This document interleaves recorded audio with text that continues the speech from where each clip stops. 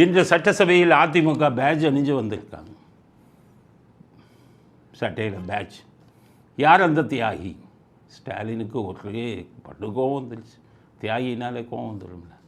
ஆனால் அவர் தான் முன்னாடி சொன்னார், செந்தில் பாலாஜியை தியாகினார்.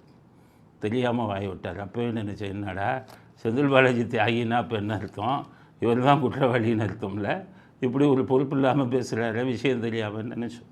அவங்க அதை பிடிச்சிக்கிட்டாங்க. முன்னாடி யார் அந்த சார் அப்படின்னு சொல்லி பேட்ச் போட்டு வந்தாங்க. யார் அந்த சார் தான் அமைக்கிட்டாங்களே. இப்போ யார் அந்த தியாகி அப்படின்னு ஏதோ ஒட்டிட்டு வராங்க. ஸ்டாலின் கோவம் வந்துருச்சு. அவர் பதில் பேசுகிறார். பாருங்கள் என்ன பதில். தியாகி யார், அந்த தியாகி யார், அந்த தியாகி யார் என்று எழுதப்பட்டிருக்கிறது. பேட்ஜும் போட்டிருக்கார்கள். மறைந்த எம்ஜிஆர் அவர்களால் உருவாக்கப்பட்டு மறைந்த அம்மையார் ஜெயலலிதா அவர்களால் வளர்த்தெடுக்கப்பட்ட அதிமுகவை அதற்கு பிறகு பொறுப்பேற்ற இப்பொழுது எதிர்க்கட்சி தலைவராக இருக்கக்கூடியவர்கள் தாங்கள் சிக்கியிருக்கக்கூடிய பல்வேறு வழக்குகளில் இருந்து பல்வேறு பிரச்சனைகளில் தப்பித்துக் கொள்வதற்காக யாருடைய கடலில் போய் விழுந்தார்களோ ஆக இன்றைக்கு அப்படி விழுந்த நேரத்தில் நொந்து போய் நூல்ஸாக மாறி இருக்கக்கூடிய அதிமுக தொடர் தான் இன்றைக்கு தியாகிகளாக இருக்கிறார்கள். அவர் என்ன சொல்றாரு? தியாகி யார் தெரியுமா? எம்ஜிஆர் அவர்களாலும் ஜெயலலிதா அவர்களாலும் காக்கப்பட்ட அதிமுகவை இன்று அடகு வைத்து விட்டார்கள். இவர்கள் மீது பல வழக்குகள் இருக்கிறது, பல தப்பு பண்ணியிருக்காங்க, நம்ம பயந்து கொண்டு இருக்காங்க. ஆக இதையெல்லாம் பார்த்து நொந்து நூலான அதிமுக தொண்டர்கள் தான் தியாகிங்கிறது. கரெக்டா? திமுக யோகியமா?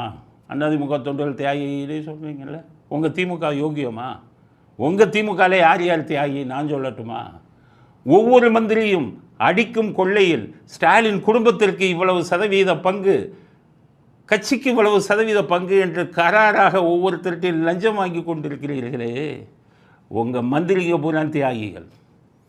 அவன் கொள்ளையடிச்சிட்டு பிடிபட்டா இப்போ நேரு கொள்ளையடிச்சாரு. நேரு உங்களுக்கும் கட்சிக்கு எவ்வளோ பங்கு கொடுத்தாரு சொல்லுங்கள். ஆனால் மாட்டிக்கொண்டது நேரு, ஜெயிலுக்கு போக போகிறது நேரு. அவர் தான் பொன்முடி, அவ்வளோதான். எவ்வளோ பணம் கொடுத்துருப்பார், மாட்டிக்கிட்டாருன்னா ஜெயிலுக்கு அவர் தான் போவார். ஆக உங்கள் ஆட்சியில் இருக்கும் ஒவ்வொரு மந்திரியும் மிகப்பெரிய தியாகி.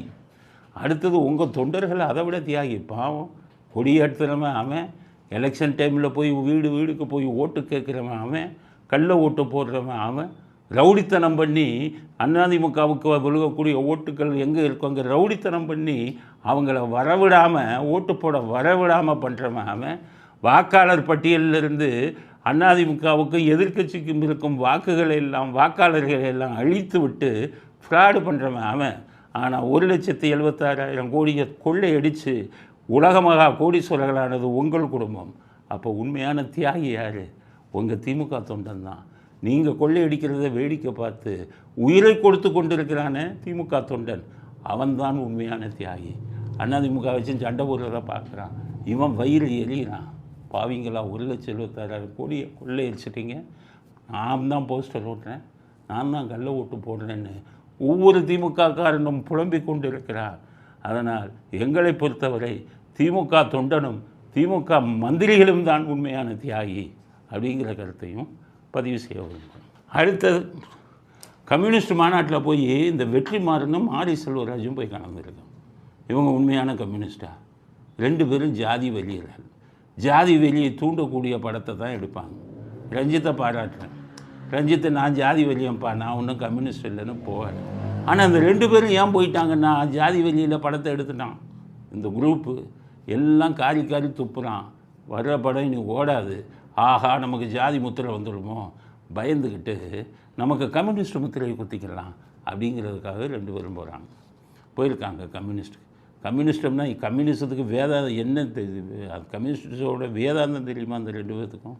அந்த சித்தாந்தமே தெரியாத ஆளு 2 பேர். ஆக தனக்கு விழுந்த ஜாதி முத்திரையை மாற்றிவிட்டு கம்யூனிஸ்ட் முத்திரையை குத்துவதற்காக இந்த 2 பேரும் கம்யூனிஸ்ட் இதற்கு போயிருக்காங்க.